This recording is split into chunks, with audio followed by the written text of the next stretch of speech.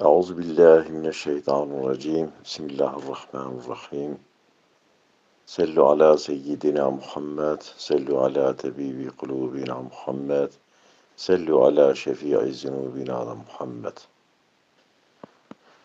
Ruki Hazreti Ömer radiyallahu teala anhu derdi keve dişi Medine rasti şivana kiti. Şivan kolebiyel berpezbiye Hazreti Ömer jehvali xaradbi Dibê hera bisekine emê bezekî ji kule bixwazin, emê bezekî ji şivan bixwazin, şivan deneme bikin, hera şivan çiqas doğru ye. Hazreti Ömer çecem jê ra dibê, û Hazreti Ömer naz nake tabî, Hazreti Ömer jê ra dibê dibê ehtiyaciya me dibê bezekî heye, tu dikarî bezekî peretî bidî me. Kuleş Hazreti Ömer ra dibê bezê min nîne, dibê sahibê bez heye. Ez koleme bez ê seyyidê min e, ez nikarim bidim. Hazreti Ömer jê ra dibê ka seyyîdê li kû ye, ka xwîyê bez kû ye? Xwîyê bez we tişte swal kir, bê bezek wind aviye, yan bê bezek cenawra xariye. Dizvera se Hazreti Ömer dibê xweyê bez tune ama Xwedê li kû ye dibê. Watê wisa dibêje eva kelimehanê pir Hazreti Ömer da tesîr dike. Hazreti Ömer dizvera tê heta tê mala xwe jî are are tabî dibê ku eger xweyê bez nebîne jî de Xweda dibîne. Evî însanî anî got Xweda me dibîne got ne ez xıyanetê ji seyyidê xwe ra dikim, ne jî ez bê emriya Xwedayê xwe dikim. Xweda hazir e, nasir e, Xweda me dibîne. Watê hate Medînê Hazreti Ömer, bû sibe Hazreti Ömer şand xweyê bez hanî. Ji xweyê bez ra got bez filan derê bezî te, got bezê min e. Got wî bezî difroşî, got ya Emîr-i Mümînî, ege ehtiyaciya we pê hebe ez ê bifroşim. Hazreti Ömer got ehtiyaciya me pê heye. Hazreti Ömer ew beza kirî. Ji xweyê bez ra got ev bezê hani bê şivan nabe, ew kulê te ku ber bez, tu evî kulê jî fiyeta wî çi hebe kule bû çayî. Got ew jî didê got erî. Ew jî kirî Hazreti Ömer. Hazreti Ömer ji heyeta xwe ra got xweyê bez jî wira ye. Got hûn tev şahid bibin.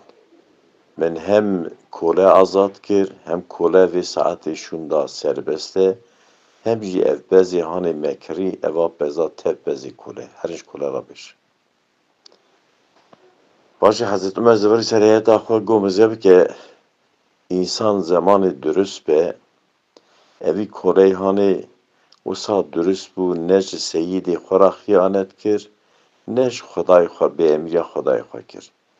Eva mukafata wî ye dünyayê ye, eva mukafata doğrîbûna wî ye dünyayê ye. Mukafata axiretê jî ê Xwedayê bidê. Mukafata wî çiqasî her Xweda pê disane. Hazreti Ömer zêverî ji heyeta xwe ra got mize bike eva kuleyê hanê ebdê vî seyyidê bû, ji seyyidê xwe ra xıyanet nekir. Em jî dibên em ebdê Xweda ne. Ka ebdî çatê kirinê, em ça ebdin ji Xweda re ne. Em ça ebdî ji Xweda ra dikin, bi çi şeklî merî dibe ebd ji Xweda re. Hazreti Ömer çiqas ew kule dikete bîra wî, ew kelîma kule tekrar dikir. Kule jê ra got watê got xweyê bez li kû ye, ka xweyê bez te nabîne, got xweyê bez min nabîne ama Xweda li kû ye. Ew kelîma kule got Xweda li kû ye, yanî Xweda hazir e, nazir e, her zaman her kesî dibîne.